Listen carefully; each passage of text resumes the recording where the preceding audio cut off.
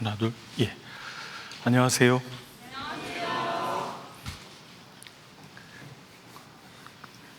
자, 득송 감사합니다. 우리 준비해 주신 일사교회 형제 자매님들 위해서 박수 한번 부탁드립니다.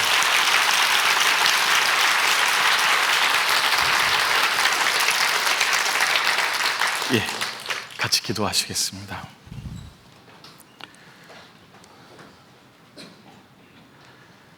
저희를 사랑하시는 거룩하신 아버지 하나님, 감사합니다. 이번 한 주간 38기 사무엘 학교를 갖게 해주셔서 주의 말씀을 들으며 마음에 새기고 대학 생활을 어떻게 살아야 할지를 준비할 수 있도록 기회 주신 것 감사합니다. 이 시간은 마지막 시간, 우리 마음에 성경을 읽으며 신앙생활을 하며 궁금한 것들을 꺼내놓고 주의 말씀으로 답을 얻는 시간입니다. 우리 각 사람의 영혼에 유익이 될 수 있도록 인도해 주시기만을 간절히 소원하옵고 저희를 참으로 사랑하시는 예수님의 이름으로 기도드립니다. 아멘. 예.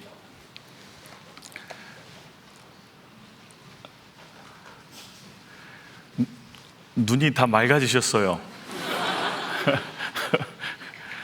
며칠 전에 뵀던 그 눈은 아니시네요. 예, 그 어려운 중에도 이렇게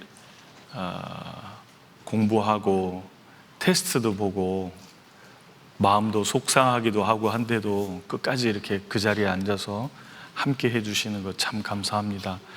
신앙생활에서 아주 중요한 부분이기도 합니다. 신앙생활 하다 보면 넘어지기도 하고 엎어지기도 합니다. 그럼 우리는 엎어졌기 때문에 소용이 없다고 생각하기 쉬운데요, 아닙니다. 그러는 중에 다시 일어나서 주님을 붙들고 주님과 함께 하는 것이 정말 더 중요한 겁니다. 그래서 이번 기회에 그렇게 하신 것이 정말 귀한 경험이실 거라고 생각이 됩니다. 이 시간 질의응답 시간인데요, 이제 신용철 목사님께서 나와 주셔야 되는데 일정이 있으셔서 못 나오셨고요. 제가 대신 나오게 됐습니다. 대신 나온 사람의 입장은 곤란합니다. 여러분도 기대하셨을 텐데 곤란하시겠습니다.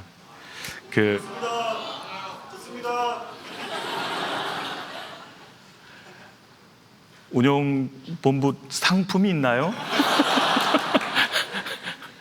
예. 질문이 많은데요, 제가 다 질문에 답을 할 수는 없겠더라고요. 그래서 이제 시용철 목사님, 홍정인 목사님이 해주시면 더 좋을 것 같은 신앙생활에 대한 부분은 다 뒤로 하고요. 성경 배우는 시간이니까 성경과 관련된 질문을 집중해서 좀 생각해 보도록 하겠습니다. 첫 번째 질문부터 제가 읽어보겠습니다. 에베소서에 보면 에베소서 4장 열어보겠습니다.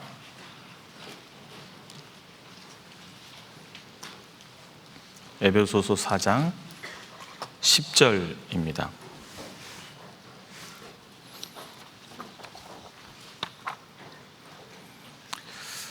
예, 10절 같이 읽어볼까요? 내리셨던 그가 곧 모든 하늘 위에 오르신 자니 이는 만물을 충만케 하려 하심이니라. 이 구절과 관련된 질문입니다. 만물이 자연 만물도 포함되는 것인지, 왜 하나님은 만물을 충만케 해야 하는지, 충만하게 한다는 뜻이 무엇인지 궁금합니다. 질문입니다. 여기에 보면 만물을 충만케 하려 하심이니라 이렇게 써 있다 보니까요, 하신 질문입니다. 질문이 세 가지인데요, 만물이 자연 만물도 포함되는 것이냐? 포함돼요, 안 돼요? 돼요, 안 돼요? 됩니다. 네. 두 번째, 하나님은 만물을 충만케, 왜 하나님은 만물을 충만케 해야 하는가입니다. 왜 만물을 충만케 하셔야 하는가? 여기서 충만케 한다라는 단어 때문에 오해할 수 있는데요, 충만하다라는 단어는 이렇게 생각하시면 됩니다. 5살짜리 남자아이가 있습니다. 에너지가 넘쳐나죠. 뭐만 먹으면 뛰어다닙니다. 가만히 있으라고 하는 것이 무리입니다. 가만히 있으면 아이는 아픈 겁니다. 에너지를 주체 못해서 막 뛰어다니거든요. 그게 뭐죠? 그게 충만한 겁니다. 아이가 아이답게 건강하고 정상적인 게 충만한 겁니다. 그럼 만물을 충만케 하신다라는 게 무슨 뜻이냐? 아주 쉽죠. 왜냐하면 아담이 범죄하고 타락함으로 하나님이 만드신 이 피조 세계 속에 저주가 떨어졌거든요. 찾아볼까요? 여기 표하시고 에베소서 표하시고 창세기 보겠습니다. 창세기 3장 14절입니다.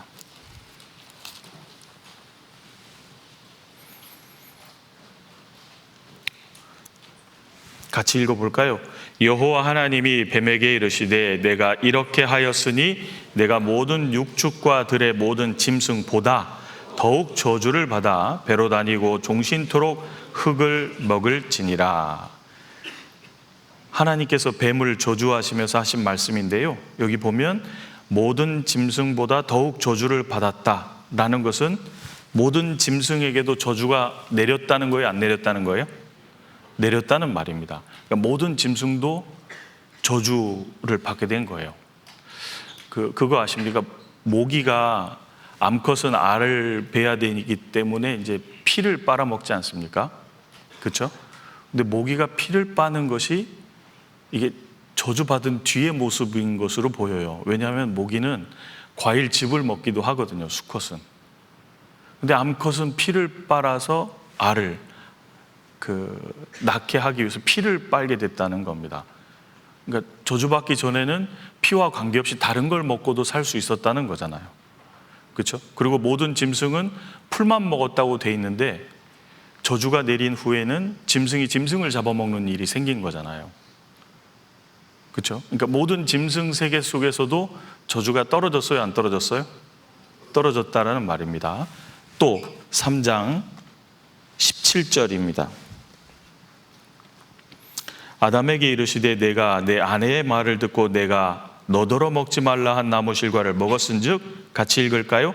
땅은 너로 인하여 저주를 받고 너는 종신토록 수고하여야 그 소산을 먹으리라. 땅도 저주를 받았다, 그 말입니다. 그러니까 아담의 범죄와 타락으로 모든 피조 세계 속에 문제가 생긴 거예요. 저주를 받았기 때문입니다. 이 모든 피조물이 그래서 고대하고 있는 것이 있어요. 로마서 8장입니다.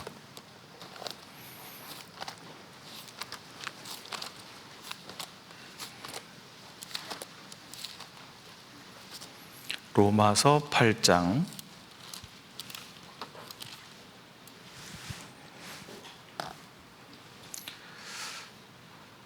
18절부터 23절까지 18절부터 23절까지 같이 읽어볼까요?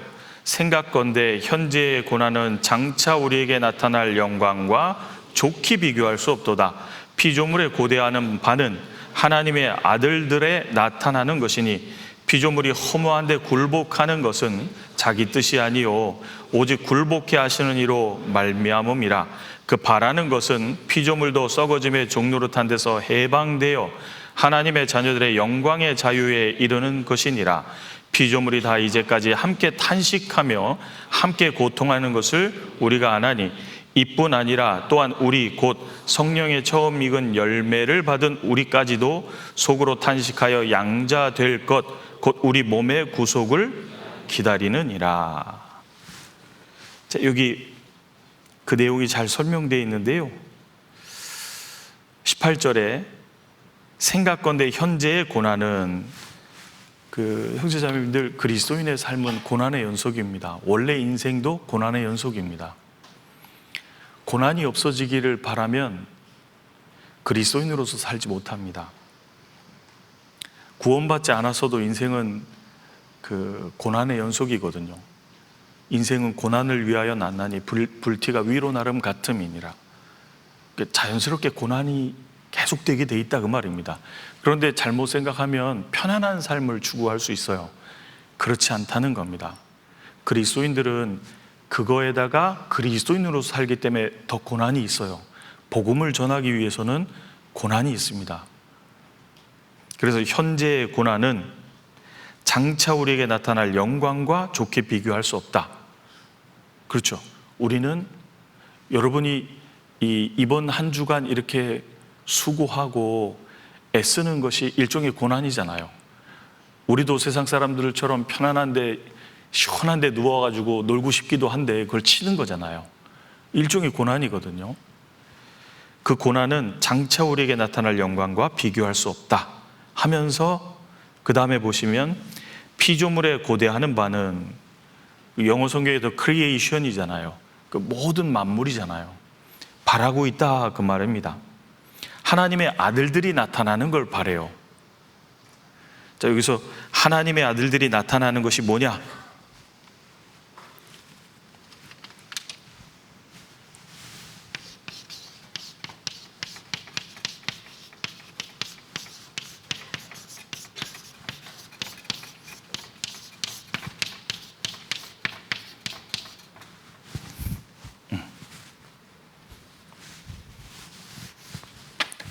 하나님의 아들들이 나타나는 것입니다. 여기 보시면 하나님의 아들 되는 것은 회개하고 복음을 믿을 때 하나님의 아들이 됩니다. 맞죠? 근데 나타나는 건 뭐예요? 하나님의 아들들이 나타나는 것은 예수님의 재림과 관련됩니다. 예수님이 공중에 재림하실 때 우리의 몸까지 영광스럽고 신령한 몸으로 변화되는 거잖아요. 그러니까 진짜 하나님의 아들들로 나타나는 때를 기다린다는 겁니다. 왜냐하면 그때 모든 피조물은 어떻게 될까요? 모든 피조물은 저주가 풀리고 에덴 동산에서 저주가 있기 전 모습처럼 다시 정상적으로 다 회복되잖아요. 이게 충만인 겁니다. 정상적으로 되다, 완전하게 되다. 그러니까 주님의 아들들이 나타나면 이 땅의 저주가 풀리고 천년왕국이 오잖아요. 정상적으로 돌아가는 거거든요. 그러니까 성경을 이렇게 말하는 겁니다. 성경은 일종의 인간이 범죄하고 타락함으로 하나님이 회복시키는 인류의 역사인 거예요. 하나님이 회복시키는 인류의 역사인 겁니다. 이 회복 안에 사람만 들어가는 게 아니라 만물도 들어가야 안 들어가요? 들어간다는 걸 말하고 있는 거예요. 에베소서 4장 10절도 로마서 8장도 말하고 있는 겁니다. 요한일서 보겠습니다. 여기 요한일서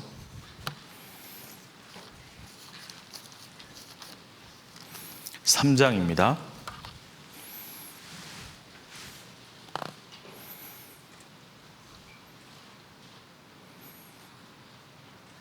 3장 2절 같이 읽어볼까요? 사랑하는 자들아, 우리가 지금은 하나님의 자녀라. 장래에 어떻게 될 것은 아직 나타나지 아니하였으나 그가 나타나심이 되면 우리가 그와 같을 줄을 아는 것은 그에 계신 그대로 볼 것을 이남이니. 사랑하는 자들아, 구원받은 성도들에게 사도 요한이 말하고 있습니다. 장래에 어떻게 될 것은 아직 나타나지 않았다. 그렇죠. 우리가 하나님의 자녀이긴 한데 몸까지 완전히 하나님의 자녀로 나타난 건 아니잖아요. 그러니까 세상 사람들이 못 알아보잖아요. 그렇죠?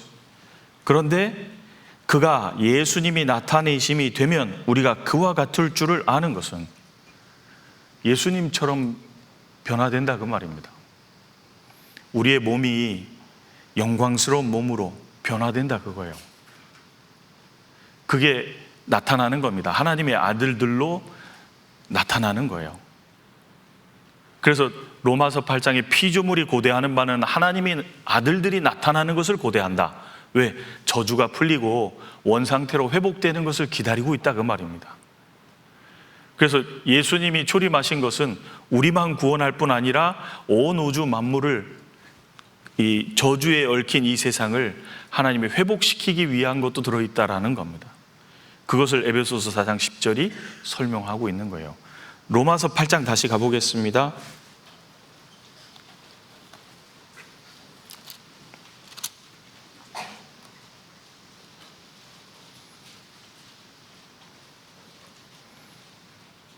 로마서 8장 20절, 피조물이 허무한데 굴복하는 것은 썩어지고 없어지고 쇠해지는 이 허무한데 굴복하는 것은 자기 뜻이 아니요 오직 굴복해 하시는 이로 말미암음이라. 범죄와 타락으로 같이 저주를 받게 됐잖아요. 21절, 그 바라는 것은 피조물도 썩어짐의 종노릇한 데서 해방되어 하나님의 자녀들의 영광의 자유에 이르는 것이니라.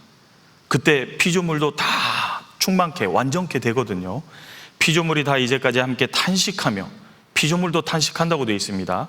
함께 고통하는 것을 우리가 안다. 이뿐 아니라 또한 우리 곧 성령의 처음 익은 열매를 받은 우리까지도 속으로 탄식하여 양자 될 것 곧 우리 몸의 구속을 기다리느니라. 저희도 신앙생활 하다 보면 빨리 주님 오시면 좋겠다, 이 더러운 몸 좀 빨리 벗었으면 좋겠다. 왜냐하면 아예 아는데 자꾸 그 길 안 가려고 그러잖아요. 그렇죠? 하나님의 말씀을 따르는 것이 이게 바른 길인 걸 알면서도 자꾸 육체에 어그러진 것에 치우쳐서요, 세상 썩어진 것을 보면서 나도 저거 있었으면 좋겠다, 나도 저러면 좋겠다, 이럴 때 있지 않습니까? 그러니까 빨리 좀 이 몸을 벗었으면 좋겠다 탄식하잖아요. 우리도 탄식하며 하는 것처럼 피조물도 탄식한다 그 말입니다. 그날이 오기를 기다리는 거예요. 대망인 거예요, 대망. 주님 오실 날이 대망하면서 사는 겁니다. 그래서 주님의 초림은, 구속을 완성하심은 우리만 구원할 뿐 아니라 만물도 충만케 원상태로 완전하게 회복시키기 위함이라는 것을 에베소서 4장 10절이 설명하는 겁니다. 그러니까 이분이 질문한 것처럼 만물이라는 게 자연 만물이 포함되냐? 포함됩니다. 왜 하나님은 만물을 충만케 원상태로 완전하게 회복시키셔야 하느냐? 저주받았기 때문입니다. 그리고 충만하게 한다라는 것은 무엇이냐? 이 저주받은 것을 원상태로 돌려놓는, 완전한 상태, 건강한 상태로 돌려놓는, 범죄 이전으로 돌려놓는 것을 말하는 겁니다. 이해되십니까? 예. 이거는 넘어가겠습니다. 예, 이 답이 되었을 것 같습니다. 두 번째 질문입니다. 이스라엘 출애굽 시에 비하이롯 골짜기를 막은 불기둥에 대해서 궁금합니다.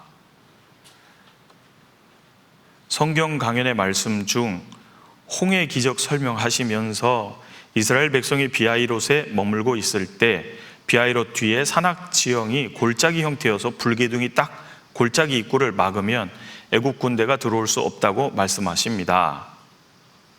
네, 이렇게 말씀하시죠. 출애굽기 14장 20절 찾아보겠습니다.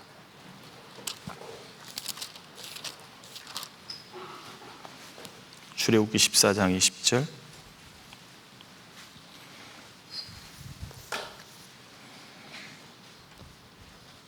같이 읽어보겠습니다. 애굽 진과 이스라엘 진 사이에 이르러 서니 저편은 구름과 흑암이 있고 이 편은 밤이 광명하므로 밤새도록 저편이 이 편에 가까이 못하였더라. 그런데 이 말씀을 보면 불기둥이 아니라 구름과 흑암으로 애굽 군대와 이스라엘 백성을 나누었다고 말씀하십니다. 불기둥이 맞는 것인지 아니면 구름과 흑암이 맞는 것인지요?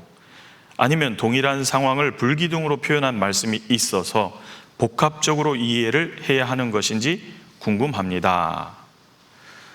자세히 보셨어요. 그 14장 20절에 보면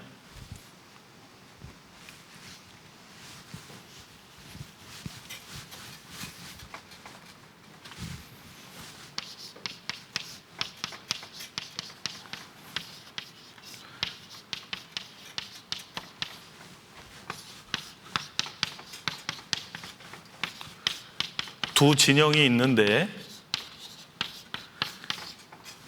이쪽은 구름과 흑암이 있었다고 돼 있고 이쪽은 광명하다고 표현이 돼 있습니다. 그렇죠? 이렇게 표현된 거예요. 이분이 이걸 읽고 분명히 구름과 흑암이라 그랬는데 왜 불기둥이라고 이제 말씀하셨는지 이해가 잘 안 간다. 자세히 보신 겁니다. 그렇죠? 분명히 구름과 흑암이라고 돼 있잖아요.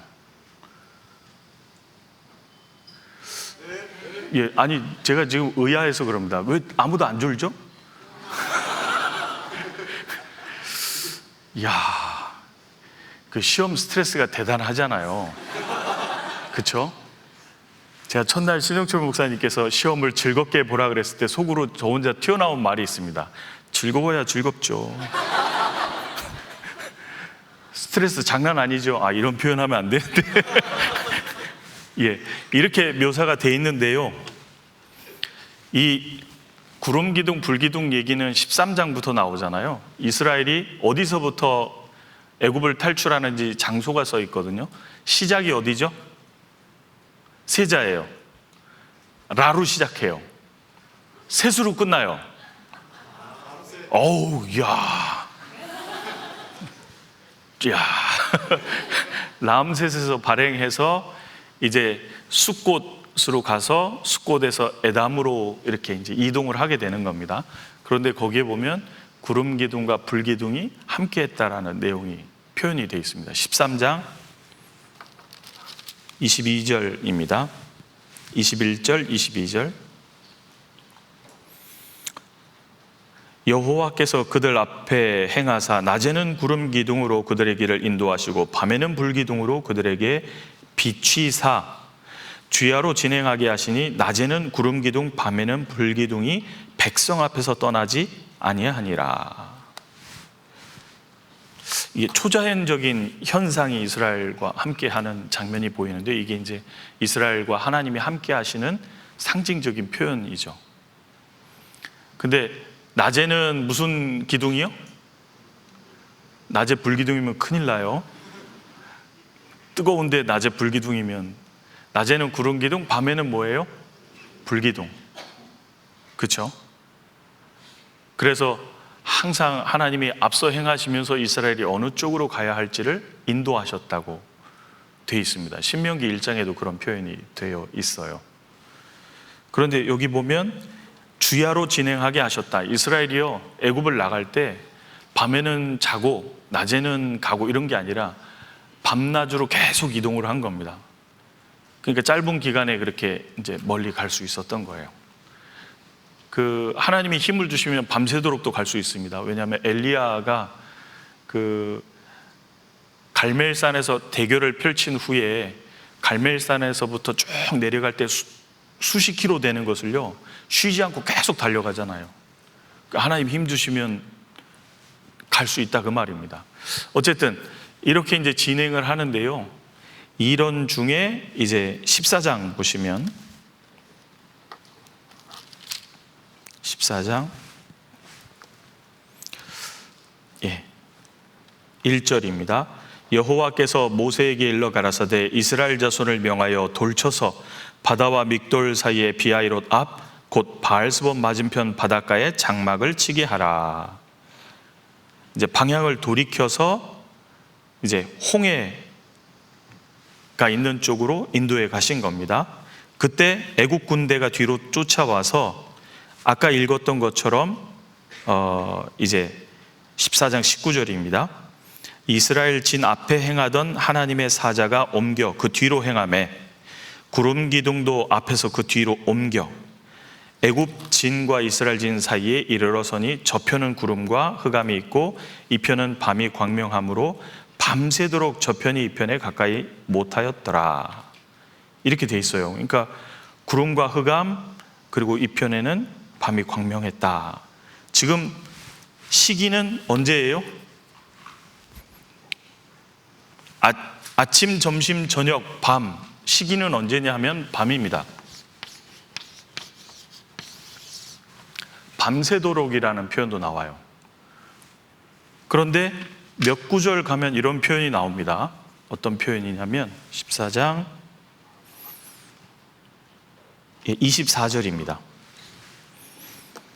같이 읽어볼까요?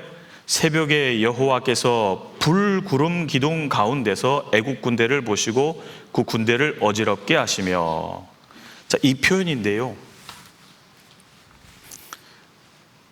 불, 구름, 기둥 가운데서 애국 군대를 보셨다고 나오는데 이게 두 개냐 하나냐입니다. 두 개냐 하나냐. 이쪽은 구름 기둥이 있고 이쪽은 광명, 이게 불기둥이라고 표현이 되어 있잖아요. 불구름 기둥이니까. 근데 원어 영어에 보면 The pillar of fire and cloud입니다. 이게 복수예요, 단수예요? 필라스가 아니고 뭐예요? 단수죠. 그럼 이게 신기한 거예요. 이쪽은 뭐예요? 구름과 흑암이고 이쪽은 뭐예요? 불기둥인 겁니다. 이게 묘사가 그래요. 그러니까 이쪽은 분명히 구름과 흑암이 맞아요. 그런데 구름과 흑암만 있는 기둥이 아니라 이쪽에 뭐예요? 광명할 수 있는 게 불이 있는 거잖아요. 밤이니까. 태양은 아니고 불기둥이 있는 거잖아요. 이게 하나로 묘사되어 있기 때문에 이게 맞기도 하고 이분이 말씀하신 게 맞기도 하고 틀리기도 한 겁니다. 성경에 이렇게 묘사되어 있기 때문입니다. 이해되시죠? 예, 그러니까 자세히 보면 이쪽 편은 구름과 흑암이 분명해요. 그렇죠? 근데 그렇다고 구름과 흑암 기둥이 따로 있고 이쪽은 불기둥이 따로 있는 게 아니라 이게 하나이기 때문에 그렇습니다. 이게 하나이기 때문에.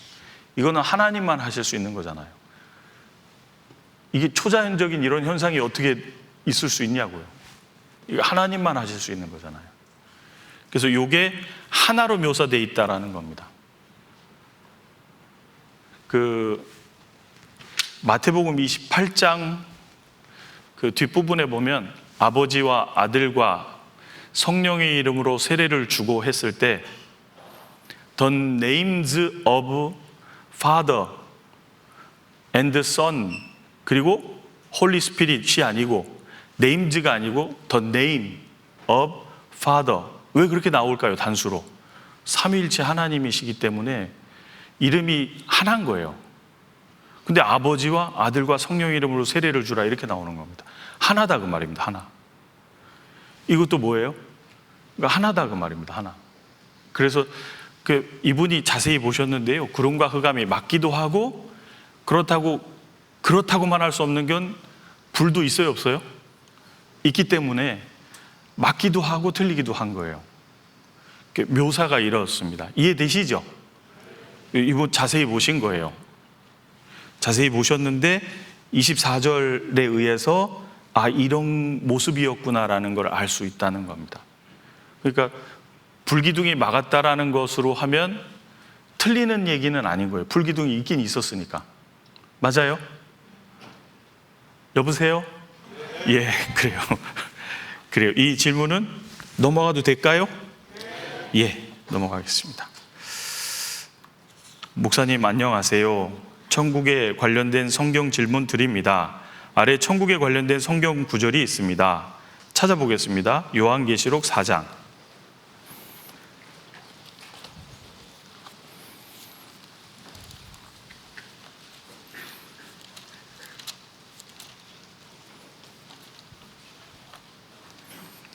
요한계시록 4장 8절입니다.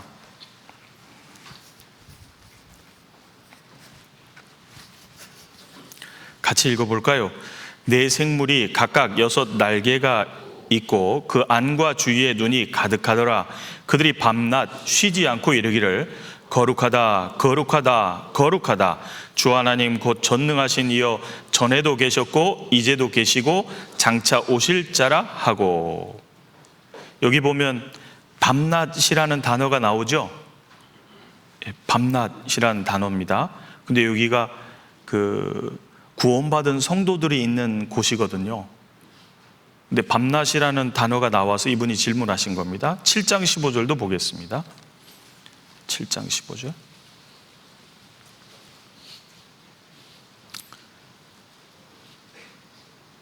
예, 같이 읽어볼까요? 그러므로 그들이 하나님의 보좌 앞에 있고 또 그의 성전에서 밤낮 하나님을 섬김에 보좌에 앉으신 이가 그들 위에 장막을 치시리니. 자, 여기도 밤낮이 등장을 합니다. 여기도 이제 구원받은 하나님의 백성들이 있는 곳을 설명하면서 밤낮이라는 게 등장한 거예요. 그 다음에 14장 보겠습니다.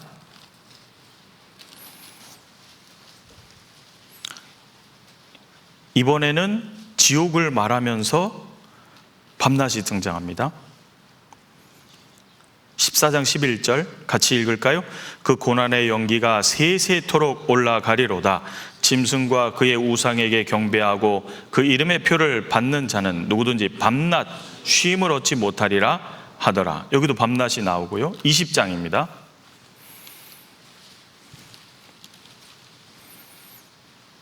10절 같이 읽겠습니다. 또 저희를 미혹하는 마귀가 불과 유황못에 던지우니 거기는 그 짐승과 거짓 선지자도 있어 세세토록 밤낮 괴로움을 받으리라.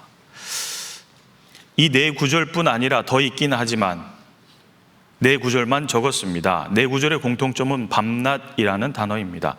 아래 두 구절은 지옥을 말하는 구절이니 밤낮이라는 표현이 그리 어색하지 않지만 천국의 모습을 말하는 위에 두 구절은 어색합니다. 교회에서 배운 대로 생각해 봐도 첫째, 빛이신 하나님, 황금으로 장식되어 밝게 빛나는 내부, 두 번째, 세 번째, 찬양이 끊이지 않을 것 같은 모습 등 천국의 밤이라는 것이 있을 거라는 생각을 안 해봤습니다. 근데 위에 구절을 보며 궁금해져서 질문드립니다. 영역본의 day and night 그리고 원본의 밤이라는 원어 단어를 사용했습니다. 처음 생각했을 때는 어떠한 표현적인 의미인가 했습니다. 밤낮이라는 표현으로서 하루 종일 매일매일 등 표현을 사람이 이해할 수 있도록 하셨나? 라는 생각이 들기도 합니다. 감사합니다, 목사님.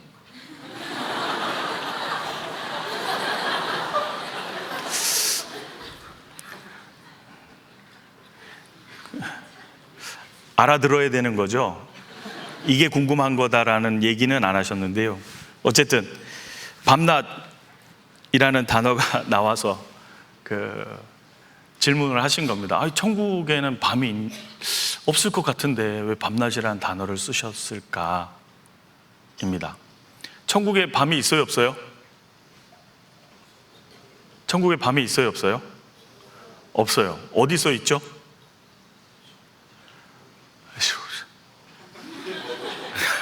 요한계시록 찾아보겠습니다. 요한계시록 21장 22절에서 25절입니다. 성 안의 성전을 내가 보지 못하였으니 이는 주 하나님 곧 전능하신 이와 및 어린 양이 그 성전이심이라. 그 성은 해나 달의 비침이 쓸데없으니 이는 하나님의 영광이 빛이고 어린 양이 그 등이 되심이라. 만국이 그 빛 가운데로 다니고 땅의 왕들이 자기 영광을 가지고 그리로 들어오리라. 성문들을 낮에 도무지 닫지 아니하리니 같이 읽을까요? 거기는 밤이 없음이라. 거기는 밤이 없다고 분명히 되어 있습니다. 천국의 모습입니다. 밤이 없어요. 근데 왜 밤낮을 썼을까요? 이분이 지옥은 밤을 쓴 게 좀 이해가 된다 그랬는데 지옥이 왜 밤을 쓴 게 이해가 되죠? 이분은 지옥은 이해가 된다는 거예요. 밤낮이라는 표현이. 저는 이 부분이 오히려 이해가 안 가요. 지옥도 밤이 캄캄한 흑암이니까 지옥은 내내 캄캄한 거거든요. 지옥은 낮이 이해가 안 돼야 되는데, 그렇죠? 그러니까 어쨌든 이게 왜 이렇게 썼을까? 맞습니다. 이분이 정확히 생각하셨는데요. 밤낮이라는 표현을 통해서 매일 쉼없이 계속되는 것을 뜻하는 겁니다. 우리가 글을 볼 때 쉽게 이해할 수 있도록 표현을 쓴 거예요. 밤낮이라는 표현을 항상 매일 계속이라는 표현을 쓴 겁니다. 왜냐하면 영벌과 영생은 영원한 세계잖아요. 영벌과 영생은 영원한 세계이기 때문에 쉼이 없이 계속된다라는 표현을 한 겁니다. 제가 얼마 전에 4살짜리 그 여자아이하고 8살짜리 그 오빠 남자아이가 하는 말을 듣고 진짜 너무 우스운 적이 있는데요. 8살짜리 아이가 이제 초등학교 1학년을 가서 학교에서 이제 경로당으로 노인정으로 이렇게 위문 공연처럼 간 거예요. 근데 이제 선생님이 가르쳐 주시기를 할머니, 할아버지 오래오래 사세요. 그러고 이제 절을 하고 나왔는데 나와서 8살짜리가 어머니한테 묻는 겁니다. 엄마, 오래오래 사세요가 무슨 말이야? 엄마도 황당하잖아요. 오래오래 살라고. 아니 그러니까 오래오래 사세요가 무슨 말이냐고. 오래오래 살라고. 못 알아들은 거예요. 그랬더니 옆에 4살짜리 여자애가 죽지 말라고. 죽지 말라고. 못 알아들어. 아주 심플하게 설명을 했죠. 4살이요. 그렇죠? 둘째가 빨라요. 왜냐면 선생님이 여러 명이거든요. 엄마도 있고 오빠도 있고. 둘째가 빨라요. 그래서 그러니까 4살짜리 애가 금방 쉽게 얘기한 것처럼요, 이 성경 표현도 아주 쉽게 표현을 한 겁니다. 밤낮 쉼없이 계속되는 곳이다. 지옥도 계속되고 천국도 계속되는 곳이다라는 표현으로 밤낮을 넣은 겁니다. 이해되시죠? 예, 넘어가겠습니다. 예. 창세기 4장에 보면 육축을 치는 자의 조상이 되었다, 수금과 퉁소를 잡는 모든 자의 조상이 되었으며 등등 이런 말이 있는데, 찾아보겠습니다. 창세기 4장.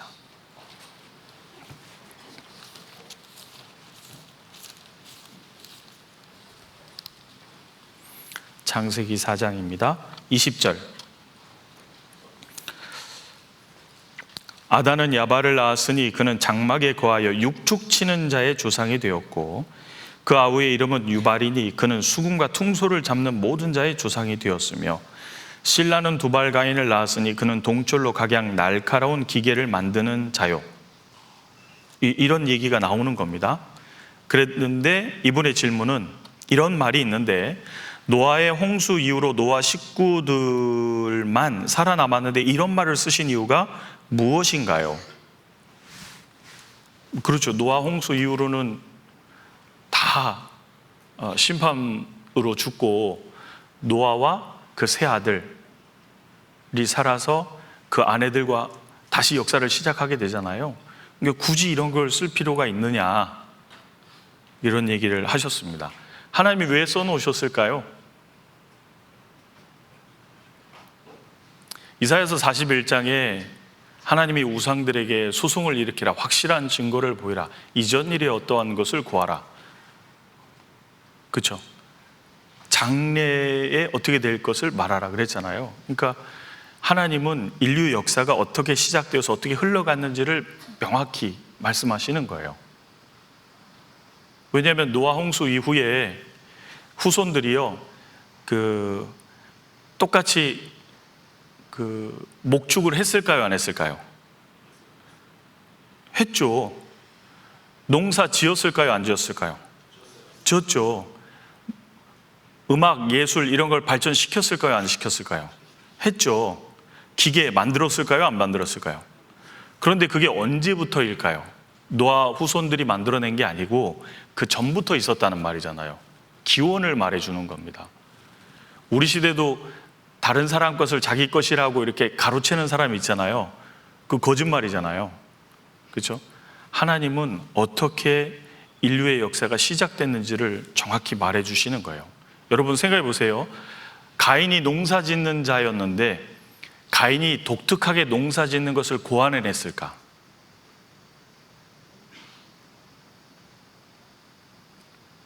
고안해냈을까요? 그렇지 않습니다. 이사야 성경 보겠습니다. 28장입니다.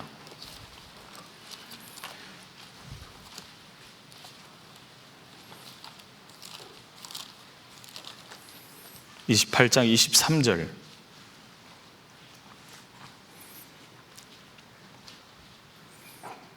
너희는 귀를 기울여 내 목소리를 들으라. 자세히 내 말을 들으라. 파종하려고 가는 자가 어찌 끊이지 않고 갈기만 하겠느냐? 그 땅을 개간하며 고르게만 하겠느냐?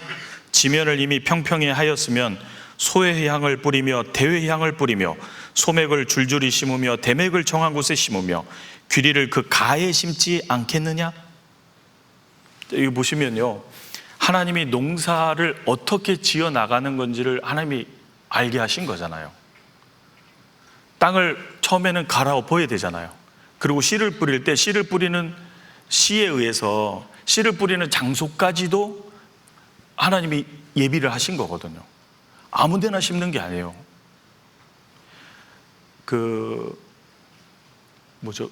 올리브 나무나 무화과 나무는 척박한 땅에서도 잘 자라요. 올리브 나무는요, 척박한 땅에서 자라는 거예요. 그래서 올리브 나무는 척박한 땅의 친구라는 별명을 갖고 있어요. 그런데 마크 트웨인이 이스라엘 지역을 기행했을 때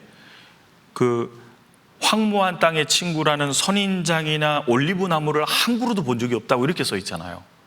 그러니까 씨를 심을 때도요, 땅에 합당한 씨를 심게 돼 있고 위치도 어디에 심는 건지를 하나님이 알게 하셨다, 그 말입니다.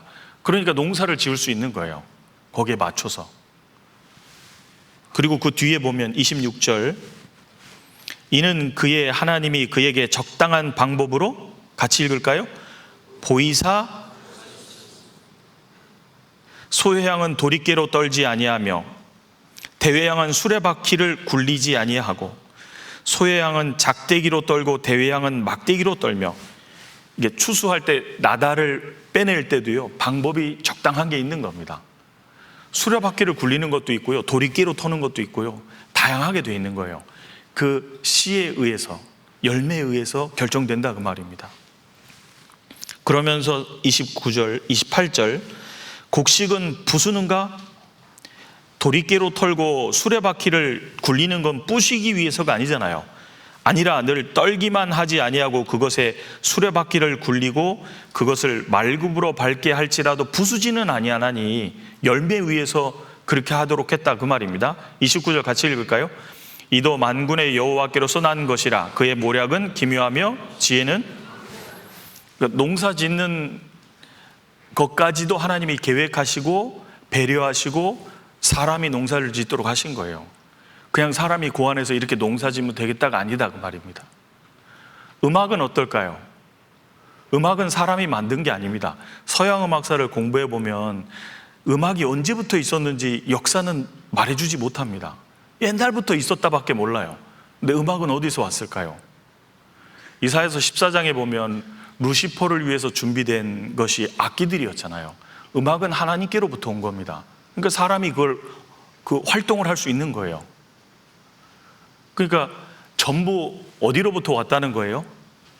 하나님께로부터 왔다라는 걸 말하고 있는 겁니다. 노아의 후손들이 고안해서, 독특하게 고안해서 만들어내고 있는 게 아니다, 그 말이에요. 그러니까 이전 일에 어떠한 것을 하나님이 정확히 써놓으신 겁니다. 지금도 문명을 발달시켜 나가고 있는데요, 문명을 발달시킬 수 있는 머리, 문명을 발달시킬 수 있는 재료, 이 모든 것을 하나님이 주신 거잖아요. 그러니까 정확히 어떻게 역사가 시작되고 흘러갔는지 하나님이 정확히 써놓은 거예요. 언제부터냐? 역사 속에서 이제 공부하다 보면 목축을 사람이 어느 시점 이후에 했다고 가르치는 부분이 나오거든요. 아닙니다. 성경에 처음부터 목축했잖아요. 그러니까 닭이 먼저예요, 달걀이 먼저예요? 잘 모르겠는데요 하면 잘 돌봐줘야죠. 네, 닭이 먼저죠. 성경은 명확하게 알려주고 계신 겁니다. 그러니까 이게 필요한 거예요. 그래서 하나님이 써놓으신 것입니다. 이해되시죠? 네, 넘어가겠습니다. 잠언 5장 17절입니다. 잠언.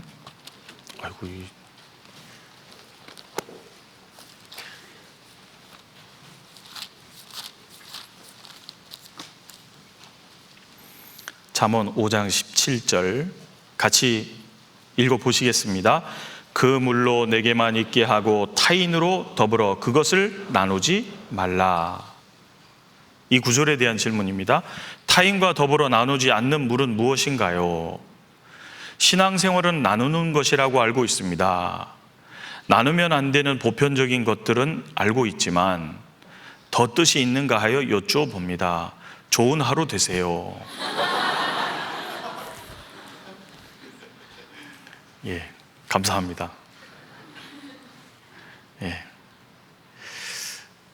신앙생활은 나누는 것이라고 알고 있는데 나누지 말라 그래서 이분이 이제 질문한 겁니다. 이게 무슨 뜻이냐고. 이 본문을 이해하려면 15절부터 읽어야 합니다. 15절부터 20절까지 읽어야 이 본문이 무엇을 위한 내용인지 이해가 됩니다. 15절 제가 읽어볼게요. 너는 내 우물에서 물을 마시며 내 샘에서 흐르는 물을 마시라. 어찌하여 내 샘물을 집 밖으로 넘치게 하겠으며 내 도당물을 거리로 흘러가게 하겠느냐. 그 물로 내게만 있게 하고 타인으로 더불어 그것을 나누지 말라. 내 샘으로 복되게 하라. 내가 젊어서 취한 아내를 즐거워하라. 그는 사랑스러운 암사슴 같고 아름다운 암노루 같으니 너는 그 품을 항상 족하게 여기며 그 사랑을 항상 연모하라. 내 아들아, 어찌하여 음료를 연모하겠으며 어찌하여 이방 계집의 가슴을 안겠느냐. 자, 이 내용입니다.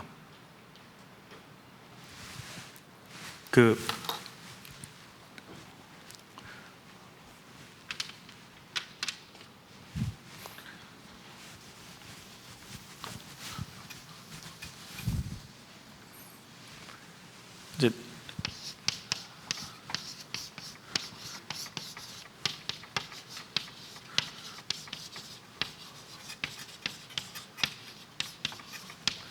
너의 우물, 너의 샘물, 너의 도랑물, 너의 그렇죠?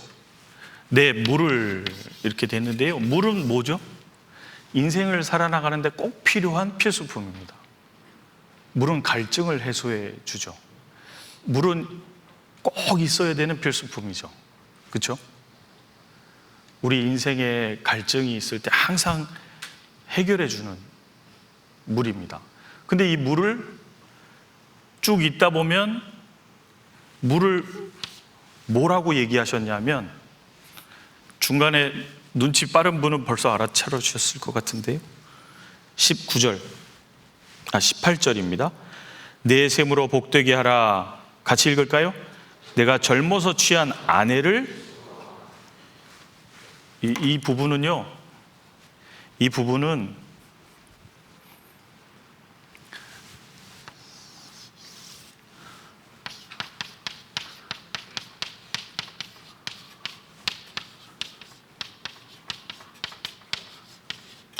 이걸 말하는 겁니다.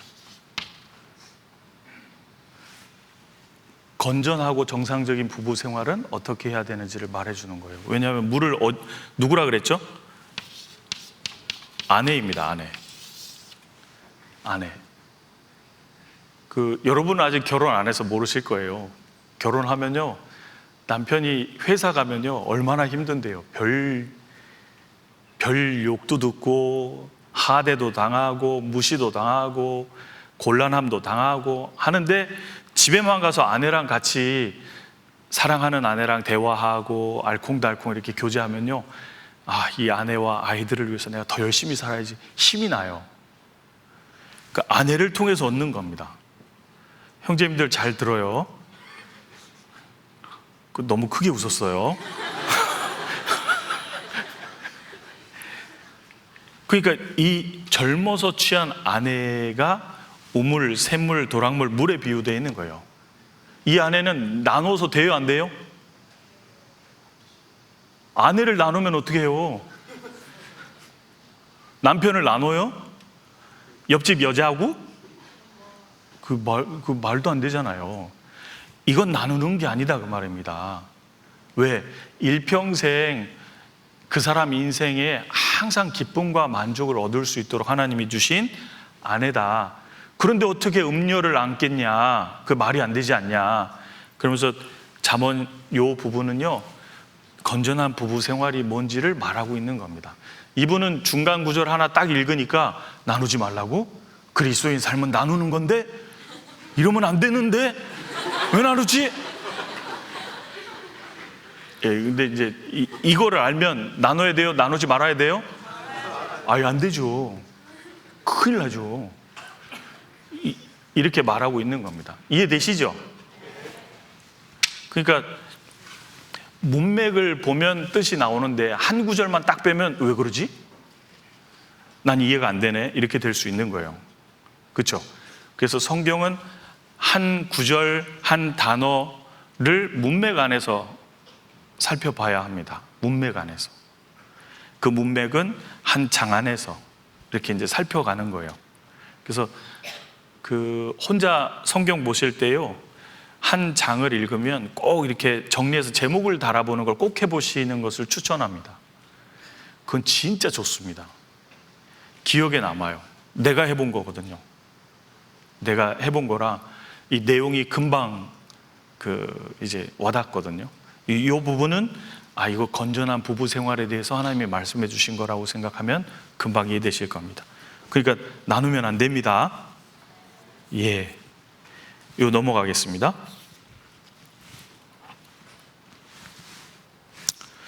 재림 전인 현재 죽은 사람들은 육체 없이 영혼만 천국이나 지옥에 가 있는 것인가요? 예. 재림 전인 지금을 말하는 겁니다. 죽은 사람들은 어디가 있냐? 이 질문입니다. 이게 죽음 이후에 세계가 있다라는 건 성경이 너무 명확하게 밝히고 있잖아요. 그렇죠? 죽음 이후에 세계가 있다라는 걸 성경 한 7가지 정도 생각해 볼게요. 첫 번째, 뭘로 알 수 있냐?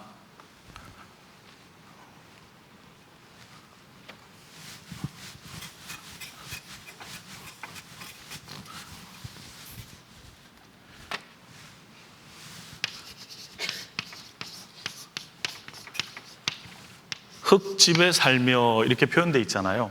욥기에. 그렇죠? 기억나시죠? 예. 흙집에 살며 그랬는데 집은 안에 사람이 살죠. 그렇죠? 집은 사람이 살아요. 육체를 흙집이라고 했다 그 말입니다. 이 속에 누가 살기 때문이죠? 진정한 나인 영혼이 살기 때문이에요. 그렇죠? 그래서 이 흙집이 무너지면 영혼이 하나님께로 돌아간다고 되어 있는 거잖아요. 전도서 12장입니다.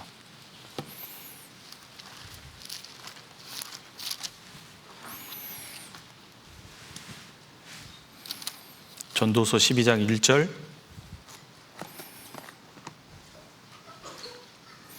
너는 청년의 때 곤고한 날이 이르기 전, 나는 아무 낙이 없다고 할 해가 가깝기 전에 너의 창조자를 기억하라. 곤고한 날이 있다는 겁니다. 곤고한 날이 언제냐? 3절. 그런 날에는 in the day, 곤고한 날, 그런 날에는 집을 지키는 자들이 떨 것이며, 이거 뭐 얘기하죠? 집을 지키는 자들이 떨 것이며, 할아버지 할머니들 연세 드신 분들 중에 이렇게 손 떨고 발 떨고 이렇게 떠는 분들 있죠. 집을 지키는 자들이 떨 것이며, 힘 있는 자들이 구부러질 것이며, 힘을 쓸 때 허리가 힘이 좋잖아요. 그러니까 물건도 탁탁 들고. 지난번에 대학 선교부 여름 수양회 때 보니까 야, 우리 형제님들 진짜 일 잘하더라고요. 자매님들은 착착착착착착 잘 도와주고요. 일을 참 잘하더라고요. 올해는 특별히 일을 잘하시더라고요. 무거운 것도 탁탁 들고 허리에 힘이 좋아요. 근데 힘 있는 자들이 어떻게 돼요? 구부러질 것이며, 이게 노년기가 되면 이렇게 이런 현상들이 나오잖아요. 그리고 맷돌질하는 자들이 적음으로 그칠 것이며, 맷돌질이 뭐죠? 치아가 빠져요. 창들로 내어다보는 자가 어두워질 것이며, 눈도 어두워지잖아요. 그렇죠? 그러니까 이 돋보기 같은 거 쓰고.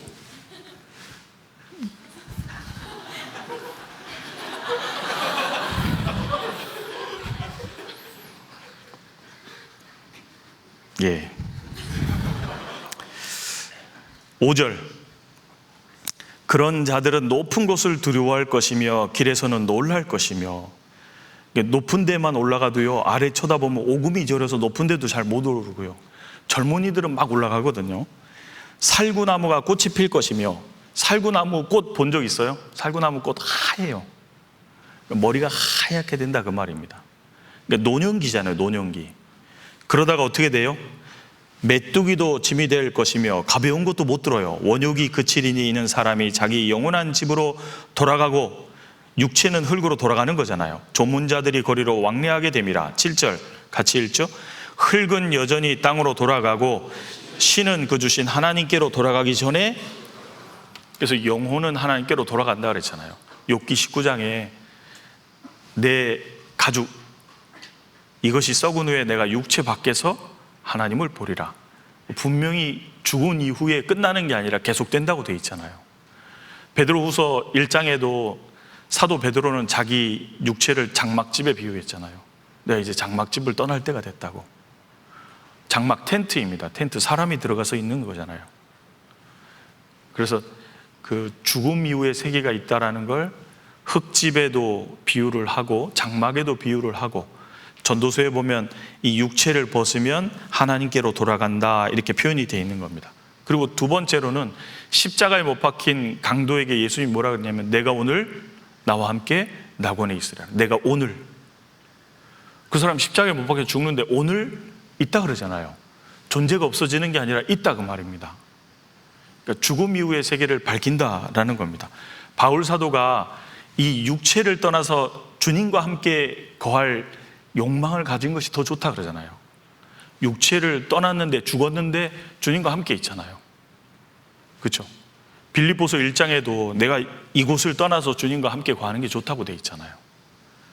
사도 바울의 증언으로도 그렇고 사도 요한의 그 요한계시록에 보면 이스라엘 사람들의 14만 4천 목베임을 받아서 다 죽잖아요. 죽은 사람들이 주님 앞에 가서 영혼의 상태인데 자기의 원통한 것을 풀어달라고 신원하여 달라고 기도하는 장면이 나오잖아요. 하나님은 영이신데 보고 듣고 말씀하시잖아요. 하나님이 영적인 존재로 천사도 만들어서 보고 듣고 말하잖아요. 타락한 천사가 악령이 됐죠. 보고 듣고 말하잖아요. 사람도 육체를 가진 동시에 영혼이 있기 때문에 죽음 이후에 생생하게 살아있는 자기를 경험할 뿐 아니라 보고 듣고 말한다고 돼 있거든요.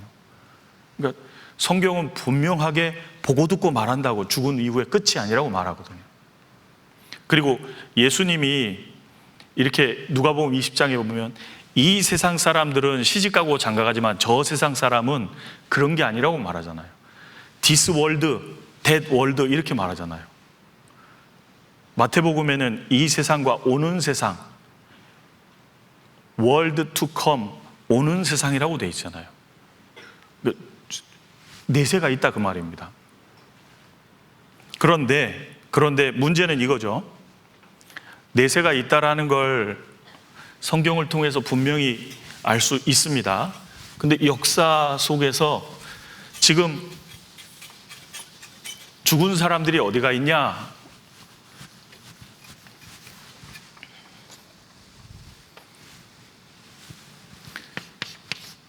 시편 9편 찾아보겠습니다.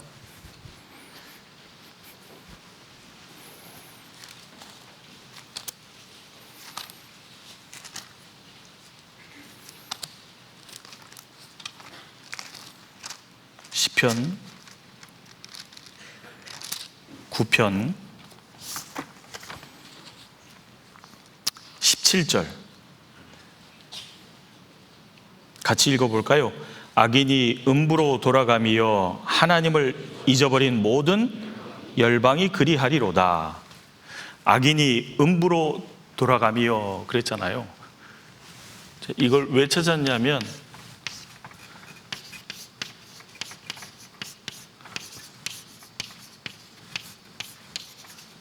히브리어로 스올이라 그러는데요, 구약 성경에 보면 죽음 이후에 가게 되는 모든 세계를 이 단어 하나로 말합니다. 이걸로 말해요. 그러니까 히브리어는 단어가 다양하지 않습니다. 그래서 한 단어가 여러 뜻을 가지고 있어요. 그래서 이 스올이라는 단어가요, 우리나라 말로 음부로 번역됐는데 구원받지 않은 사람이 가게 되는 것도 음부, 죽은 사람이 땅에 묻힐 때도 음부, 구원받은 사람이 가는 것도 음부, 전부 음부 한 단어로 다 말해요. 그러니까 구약 성경에 보면 이 한 단어가 죽음을 경험한 모든 사람들이 가는 곳을 이 한 단어로 다 말합니다. 근데 문제는 신약 시대에 예수님이 오셔서, 예수님은 진리 그 자체시잖아요. 그러니까 예수님이 말씀하신 게 정답이거든요.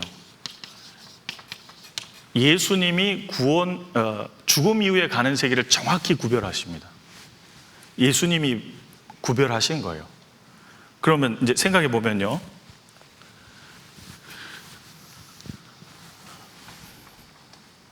여기 보면 구원받지 않은 사람이 있습니다. 이 사람은 구원이 아니에요. 그럼 이 사람이 죽으면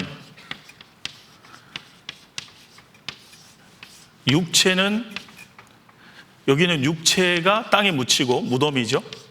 무덤이라고 돼 있고, 죽으면서 야고보서 2장 마지막 절에 육체와 영혼이 분리된다고 돼 있잖아요. 그렇죠? 육체와 영혼이 분리되어서 영혼은 어디로 가냐? 예수님이 누가복음 16장에 분명히 여기 음부라고 돼 있지만 영어로 하데스라고 돼 있거든요. 구원받지 않은 영혼이 가 있는 지옥 같은 곳이에요. 근데 음부예요. 이게 어떤 곳이냐면요, 최후의 심판이 있을 때가 있잖아요.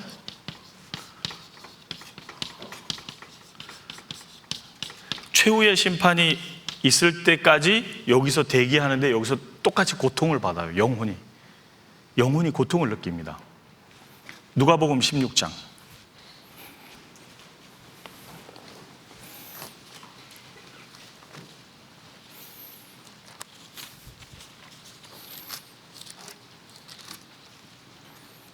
누가복음 16장입니다.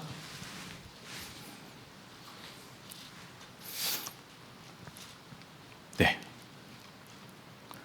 22절, 23절. 제가 읽어볼게요. 이에 그 거지가 죽어 천사들에게 받들려 아브라함의 품에 들어가고, 부자도 죽어 장사되매, 같이 읽어볼까요? 저가 음부에서 고통 중에 눈을 들어 멀리 아브라함과 그의 품에 있는 나사로를 보고. 자, 여기 음부가 예수님이 말씀하셨잖아요. 구원받지 않고 죽은 사람이 영혼이 가 있는 곳이에요. 영혼이 가 있는 곳. 예수님이 말씀하셨습니다. 그러면 구원받은 사람은 어떻게 되냐? 이 사람 구원받았습니다. 이 사람은 죽으면 이 사람도 똑같이 육체는 무덤에 묻히겠죠? 이게 육체입니다. 그런데 죽을 때 영혼이 분리되잖아요. 영혼은 어디로 가죠? 누가복음에 보면 예수님이 강도에게 내가 오늘 나와 함께 낙원에 있으리라. 이게 파라다이스죠. 영혼이 가 있는 신령한 세계입니다. 그렇죠? 영혼이 가 있는 곳이에요. 자, 그래서 여기 보면 여기 이 땅의 역사고요. 빌립보서에 이 내용이 기록되어 있습니다. 빌립보서.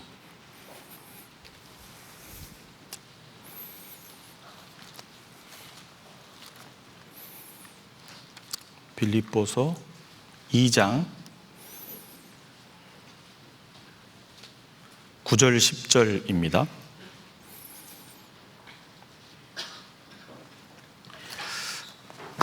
같이 읽어볼까요? 이러므로 하나님이 그를 지극히 높여 모든 이름 위에 뛰어난 이름을 주사 하늘에 있는 자들과 땅에 있는 자들과 땅 아래에 있는 자들로 모든 무릎을 예수의 이름에 꿇게 하시고. 자, 여기 보시면 첫 번째 어디 있어요? 10절에 하늘에 있는 자들과, 이게 하늘에 있는 자들이죠.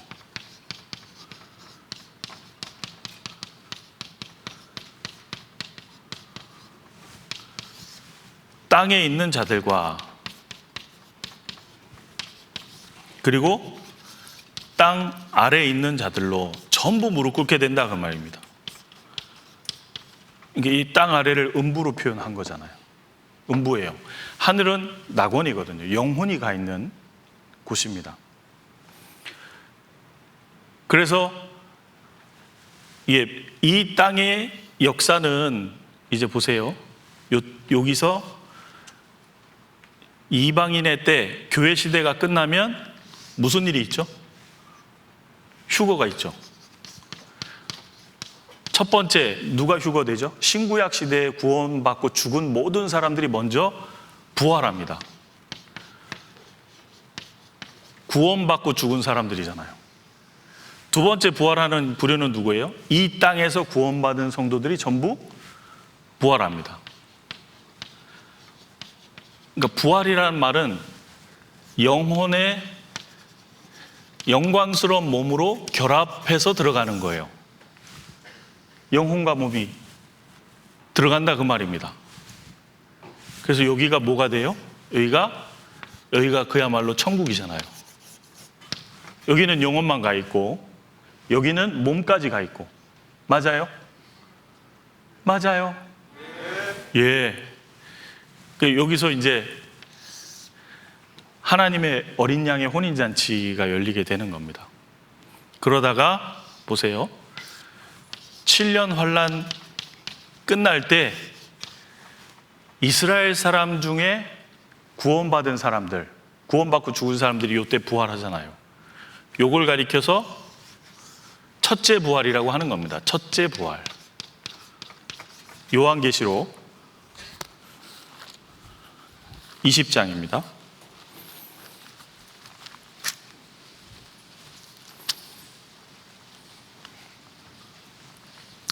요한계시록 20장 4절입니다.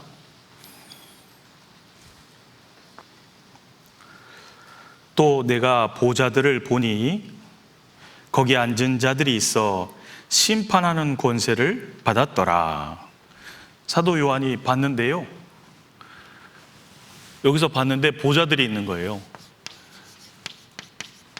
보좌들 한가운데 주님의 보좌가 있고요.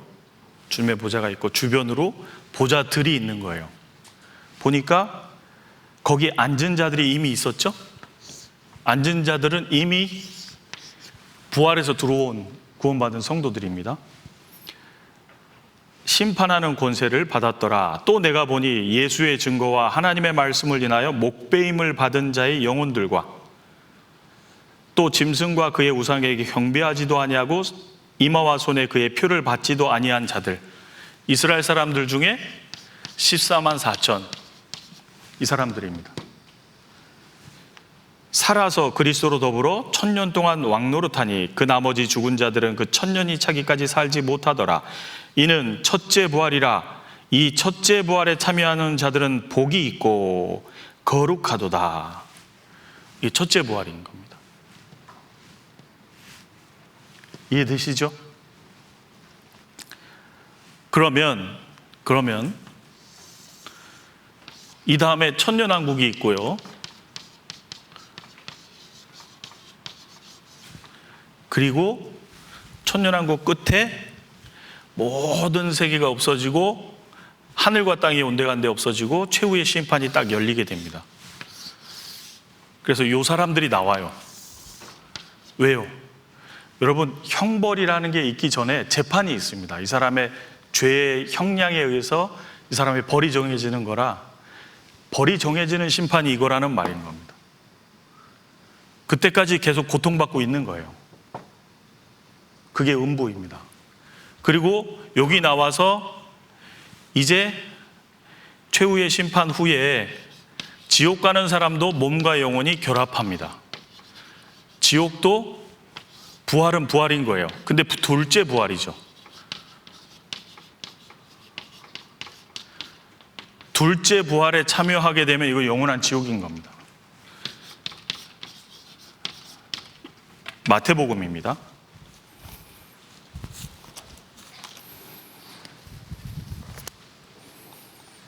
마태복음 10장입니다. 28절.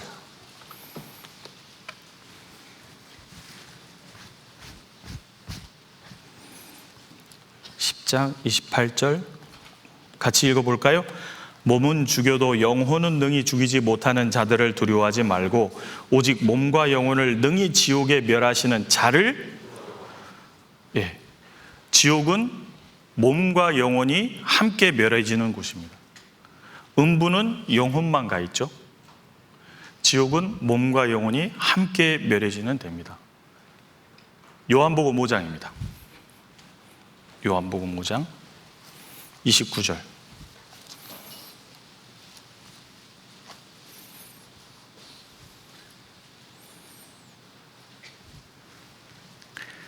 요한복음 5장 29절 같이 읽어볼까요? 선한 일을 행한 자는 생명의 부활로, 악한 일을 행한 자는, 둘 다 부활이다 그 말입니다. 이거는 생명의 부활이고,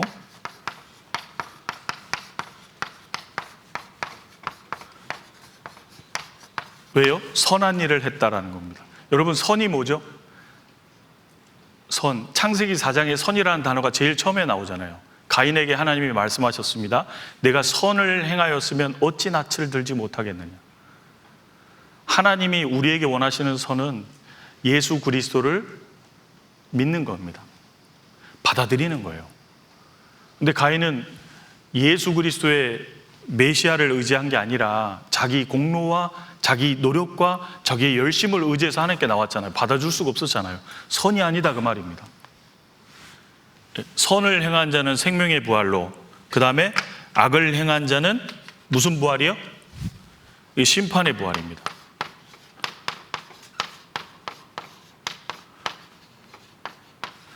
여기가 영생을 누리는 데고요, 여기는 영원한 벌입니다. 영생과 영벌이 마태복음에 있는 것처럼 이렇게 되는 거예요. 자, 요걸 정확히 분별하신 분이 누구라고요? 요 예수님이 하신 겁니다. 예수님이.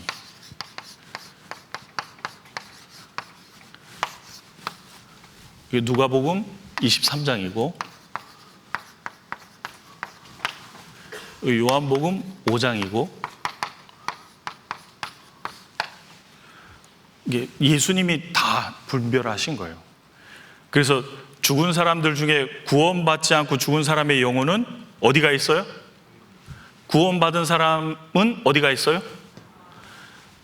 몸과 영혼이 결합하는, 구원받은 사람이 결합하는 것은 예수님의 공중재림과 관련된 거예요. 맞죠? 그리고 이스라엘 사람은 이 7년 환란 끝에 부활하게 되죠. 이방인은 요때, 이스라엘은 요때. 이걸 첫째 부활이라고 요한계시록 20장에 말하고요. 구원받지 않은 사람은 최후의 심판에 다 나와요. 음부도 그 가운데 죽은 자들을 내어주매, 이렇게 돼 있잖아요. 최후의 심판을 받고 몸과 영혼이 결합해서 둘째 사망, 곧 불못에 던지오게 됩니다. 이게 심판의 부활인 거예요. 그래서 그 죽은 사람이 지금 어디가 있는지 이게 분별이 되세요? 네? 예, 감사합니다. 쑥떡같이 말해도 찰떡같이 알아들어 주셔서 감사합니다. 그 다음에 7년 환란이 끝난 후 천년왕국에서 그리스도인은 신령한 몸으로 변화되고 왕처럼 이 세상에서 1000년 동안 권세를 누리며 살 것인데, 천년왕국 끝에 전쟁이 있다고 들었습니다. 요한계시록 20장 7절에서 10절 말씀을 보면 같이 읽어볼까요? 요한계시록 20장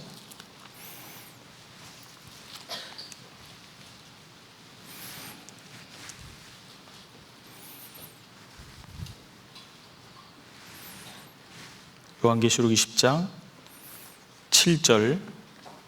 천년이 참에 사단이 그 옥에서 놓여 나와서 땅의 사방 백성 곧 곡과 마곡을 미혹하고 모아 싸움을 붙이리니 그 수가 바다 모래 같으리라.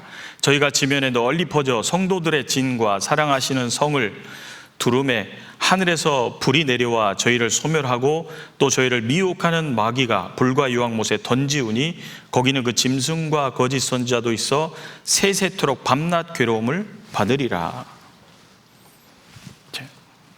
여기 보시면 제가 이걸 왜 그려놨는지 이제 이유가 나오는 겁니다. 이게 하늘이 신령한 세계잖아요. 그렇죠? 이 땅의 역사와 다르죠. 그렇죠? 음부, 이것도 이제 어떤 의미에서 신령한 세계잖아요. 이 땅의 역사와 다르다는 겁니다. 천년왕국은 이 땅의 역사예요, 하늘의 역사예요? 천년왕국은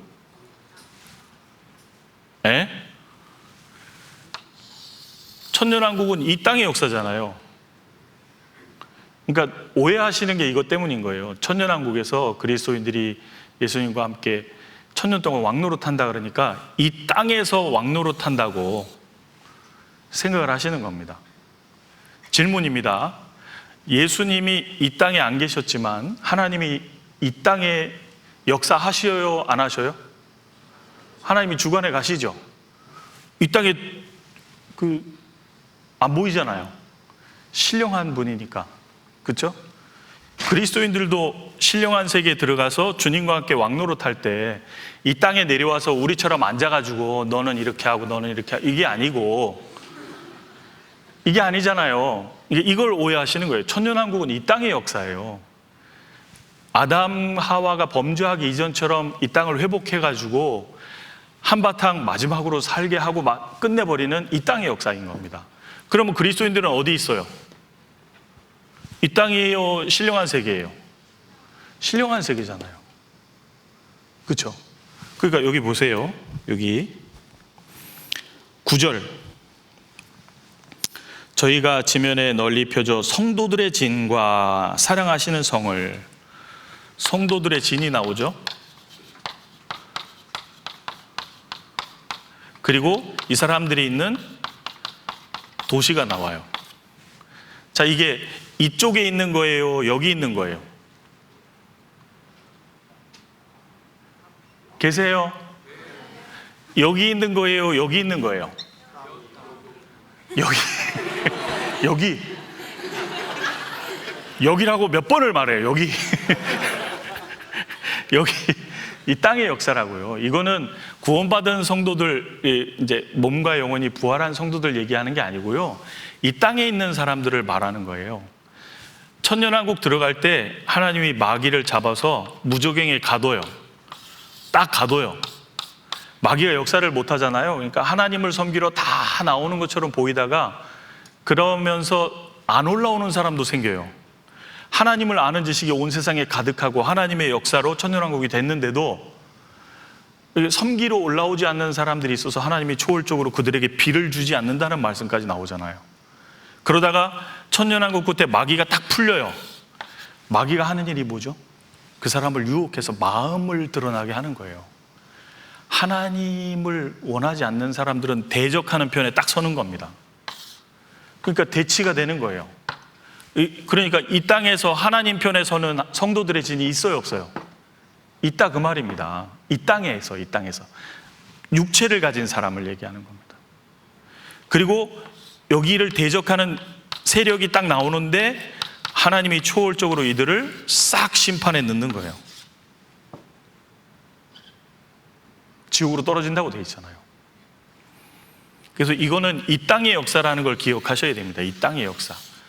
구원받은 성도들은 어디 있어요? 여기. 그렇죠? 그래서 요한계시록 21장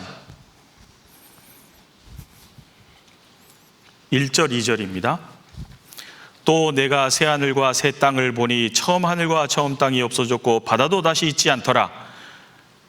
천국이 왔어요. 2절 같이 읽을까요? 또 내가 보매 거룩한 성 새 예루살렘이 하나님께로부터 하늘에서 내려오니 그 예비한 것이 신부가 남편을 위하여 어디서 내려와요? 신령한 곳에 있다가 내려온다고 돼 있잖아요. 구원받은 사람들, 구원받고 이제 하나님 나라, 영원한 천국에 있는 성도들의 진을 얘기하는 게 아니고요, 이 땅에서 두 편으로 또 갈라진다는 말입니다. 이해되시죠? 예, 디스 월드 얘기다 그 말입니다. 디스 월드, 데드 월드가 아니고, 이거 잘 이해해야 되는데, 자꾸 성도들의 진을 구원받은 성도들이 이 땅에서 다스리고 있는데 대적해서 쳐들어온다고 막 이렇게 생각하는 분이 간혹 계셔서, 그게 아니고요, 이 땅의 역사입니다. 구원받은 성도들은 영원한 천국, 신령한 세계에 있는 거예요. 이해되시죠? 예. 넘어갈까요? 예, 그래요.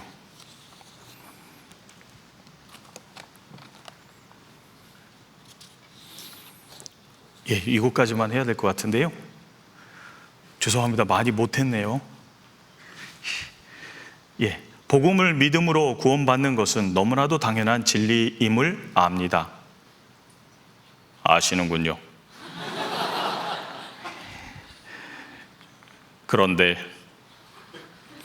야고보서를 보면 행위를 통한 믿음에 관한 내용이 많아 다른 많은 교회와 사람들이 행위 구원으로 오해를 하는 것 같습니다.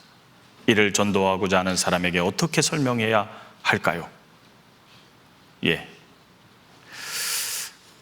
야고보서 2장 얘기입니다. 야고보서 2장. 그 야고보서 이 찾아봐야 되는데 제가 이 설명으로 해보겠습니다. 시간이 넘으면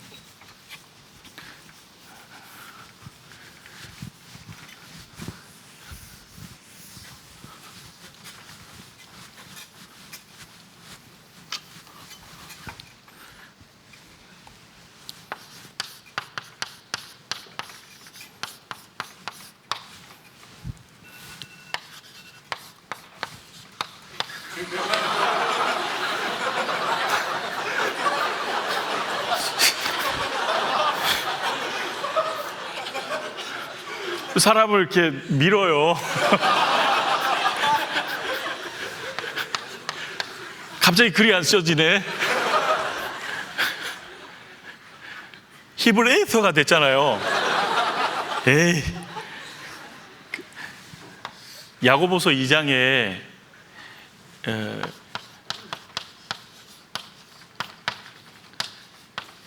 자, 이 부분이 나옵니다. 읽어보겠습니다. 야고보서 2장.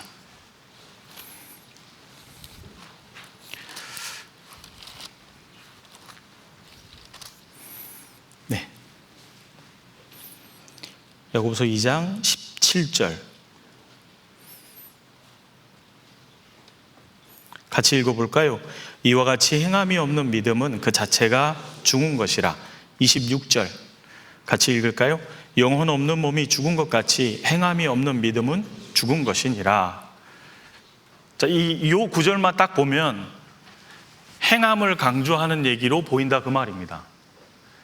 근데 그 앞에 내용을 보면 반대입니다. 믿음을 얘기하는 거예요. 너희가 정말로 거듭난 사람들이 맞다면, 참 믿음을 가졌다면 그렇게 행동하는 것이 맞냐 그 말인 겁니다. 그러니까 믿음을 재진단하는 말이 야고보서예요. 믿음을 재진단해보라는 말이 야고보서입니다. 야고보서 앞에 뭐가 나오죠? 히브리서 11장을 한번 생각해 볼까요? 히브리서 11장. 믿음으로 아벨은 가인보다 더 나은 제사를 드렸다 되어 있습니다. 믿었기 때문에 그 제사가 나올 수 있었던 거예요. 믿음이 행동을 낳게 됐다라는 말입니다. 맞죠? 여러분, 여기 인도권역이 있는데요, 인도권역에서 사당역을 가려면요, 버스 타고 가면 얼마나 걸리는지 알아요? 출근 시간에 버스 타면 남태령고가 엄청 막혀서요 20-30분 안에 절대 못 갑니다. 제가 봉천 교구를 담당했던 적이 있는데 남태령 고개를 항상 넘어야 돼요. 남태령 고개는 늘 막혀요. 근데 여러분, 17분 만에 갈 수 있는 교통수단이 있습니다. 지하철입니다. 딱 타면 17분 만에 정확히 갑니다. 사당까지. 여러분, 그것만 알아도 급한 사람 그거 탈까요, 안 탈까요? 바른 지식은 그 사람의 삶을 바꿔놓는다 그 말입니다. 성경은, 하나님의 말씀은 유일하게 바른 교훈이고 건전한 말씀이잖아요. 사람을 건전하게 바꿔놓는 거예요. 그래서 믿음으로 아벨은 가인보다 더 나은 제사를 드릴 수 있었다. 더 나은 제사를 드릴 수 있었던 근거가 뭐라는 거예요? 그 다음에 나오는 게 누구예요? 그 다음에 누구를 생각해 볼까요? 노아를 생각해 볼까요? 노아는 하나님의 아직 보지 못한 일에 경고하심을 받아 방주를 만들어서 가족을 구원했다. 보지 못한 일에 경고함을 받아서 방주 그 어마어마하게 큰 걸 만들었다는 거예요. 보지 못한 일이 뭐예요? 비 오는 거잖아요. 한 번도 본 적이 없어요. 근데 노아는 비가 온다고, 하나님이 물로 심판하실 거라고. 사람들이 뭐라 그랬어요? 개코나 비가 오겠다. 무시한 모든 사람들이 심판받잖아요. 근데 노아는 어떻게 그럴 수 있었느냐? 하나님의 말씀을 믿었다, 그 말이잖아요. 믿은 사람이 그렇게 되는 거예요. 아브라함, 우상숭배자였습니다. 갈대아 우르에서 살던 사람이죠. 갈대아 우르는 지금으로 말하면 뉴욕, 서울 대도시입니다. 편하죠, 살기. 그런데 이 사람이 어떻게 장막 생활하는 가나안 땅으로 갈 수 있었냐? 믿음으로 아브라함은 갈 바를 알지 못하였으나 갔다, 그런 거잖아요. 하나님의 말씀을 믿었기 때문에 갔다, 그 말입니다. 믿음이 있었기 때문에, 말씀을 믿었기 때문에 아브라함의 삶에서 변화가 온 거예요. 맞죠? 그러니까 야고보서 앞에 믿음에 대해서 계속 얘기하고 있다, 그 말입니다. 그 다음에 아브라함이 테스트를 받았을 때도 있습니다. 내 독자 이삭, 내가 사랑하는 독자 이삭을 내게 바치라. 여러분, 우리는 어떻게 했을까요? 일반적으로 줄 때는 언제고 이제 제물로 바치라고요? 하나님, 이거 너무한 거 아니에요? 이해가 안 되네? 어쩌라고? 와, 진짜 너무하네? 이럴 수 있지 않아요? 그런데 아브라함은 어떻게 이삭을 진짜로 제물로 바칠 수 있었느냐? 하나님이 약속하신 게 있다, 그 말입니다. 뭘? 네 후손 이삭을 통해서 민족을 이룰 뿐 아니라 그 후손으로 메시아가 올 거다라는 약속이 있으니까요. 하나님은 전능하신 하나님이잖아요. 자기 죽은 것 같은 몸도 살려서 아이를 갖게 한 것처럼 내 이삭도 주님은 내가 잡아도 살려서 약속을 반드시 이어가실 거라는 걸 믿은 거잖아요. 그러니까 믿었기 때문에 그 행동이 나온 거잖아요. 믿음이 행동을 낳아요, 못 낳아요? 바른 믿음은 행동을 낳거든요. 이거를 이렇게 생각하시면 안 됩니다. 나도 믿는데 전도는 잘 못하는데, 그건 다른 문제죠. 그건 좀 다른 문제잖아요. 믿으니까 친구들을 인도하는 거잖아요. 믿으니까 하계 수양회 때 7차나 한 달이 넘게 7차나 1차는요 애들이 방학도 안 했어요. 부모님이 애들 데리고 오잖아요. 방학도 안 했는데. 왜요? 믿으니까. 우리 애가 구원 받아야 되니까. 학교도 중요하지만 더 중요한 게 있으니까. 믿으니까 그렇게 하는 거잖아요. 왜 사람들이 수양회장 와서 땀을 흘리면서 봉사하면서 웃을까요? 그것이 하나님이 약속하신 대로 역사해 주실 걸 믿으니까. 그러니까 믿으니까 행동이 나온다라는 걸 얘기하는 거예요. 근데 야고보서 2장은 뭘 얘기했냐면, 야, 너희가 진짜 믿음이 있는 건지 한번 봐라. 너희 외모로 사람을 판단하는 게 그게 너희 진짜 믿음이 있는 게 맞냐? 하나님은 외모를 보시지 않지 않느냐? 하나님 외모 안 보죠. 그렇죠? 이스라엘에게도 외모 보고 재판하지 말라 그랬잖아요. 하나님 외모를 안 보거든요. 구원받은 사람들은요, 외모로 예수님을 알았다가 예수님을 무시하고 살다가 구원받은 거잖아요. 더 이상 외모로 사람을 판단하는 게 아닌 게 되는 거거든요. 근데 좋은 옷 입고 많이 배웠다 그러고 오면, 아유, 어서 오세요 사장님, 어서 오세요 박사님, 여기 앉으세요. 허름하게 입고 오면 거기 앉았든지 말든지 네 마음대로 해. 그 말이 안 되잖아요. 야고보서를 받는 유대인들이 그러고 있는 거예요. 야, 너희들 진짜 믿음 맞아? 그러면 어떻게 그럴 수 있어? 그게 죄잖아. 외모로 사람을 판단하는 게 죄라는 것을 모르냐? 그러니까 너희의 행동을 보니 너희 바른 믿음을 갖고 있는지를 한번 재진단해봐라. 말을 하면서 아브라함과 사라 얘기를 했잖아요. 아니, 아브라함과 사라가 아니죠? 라합이죠? 이단이 나올 뻔했어요. 아까 종만 안 울렸어도 내가 안 이런다니까요. 라합은 멸망받아 마땅한 여리고성의 기생이었잖아요. 더 심판받아야 될 여인인데 믿음 하나 때문에 살잖아요. 라합이 왜 식구들을 다 데리고 왔을까요? 믿었기 때문이잖아요. 라합이 왜 정탐꾼을 살려줬을까요? 믿었기 때문이다, 그 말입니다. 믿으면 행동이, 그 믿음을 따라서 행동이 나오잖아요. 그래서 결국은 야고보서는 믿음을 재진단하고 믿음을 강조하는 책이지 행위를 말하려고 하는 게 아니에요. 너희 행위를 안 나오는 거 보니까 믿음이 바른 게 맞냐? 믿음을 한번 살펴봐라, 그 말이잖아요. 그래서 히브리서를 가지고 설명해 주면 쉽습니다. 11장을 가지고. 그러니까 인간은 행위로 안 되기 때문에 하나님의 말씀을 믿는 것을 하나님이 원하시는 거잖아요. 그럼 믿게 되면 행동이 따라오는 거예요. 그것을 말하고 있는 겁니다. 예. 그 뒤에 몇 개를 못했는데요. 죄송합니다. 제가 여기까지 해야 될 것 같습니다. 질문하신 분들, 질문이 많이 나왔는데요. 질문하신 분들은 꼭 출석하시는 교회 가시면 담임 전도인 분들께 여쭤보고 꼭 답을 얻으셔서 의문이 풀어지는 게 신앙생활에 굉장히 좋습니다. 믿음을 갖는데도 필요하고요. 그러니까 꼭 답을 얻으시기 바랍니다. 같이 잠깐 기도하겠습니다. 저희를 사랑하시는 거룩하신 아버지 하나님, 감사합니다.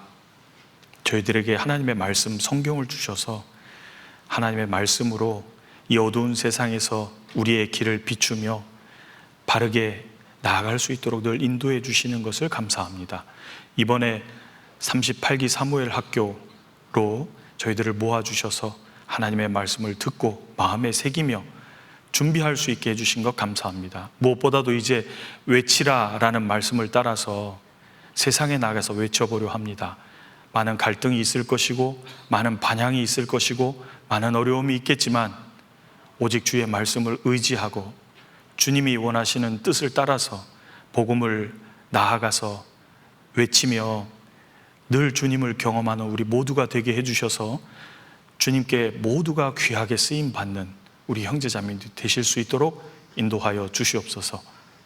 마치고 돌아가는 발걸음까지도 오직 주님께서만 인도하여 주시기를 바라옵고 저희를 변함없이 사랑하시는 예수님의 이름으로 기도드립니다. 아멘. 네, 목사님 귀한 말씀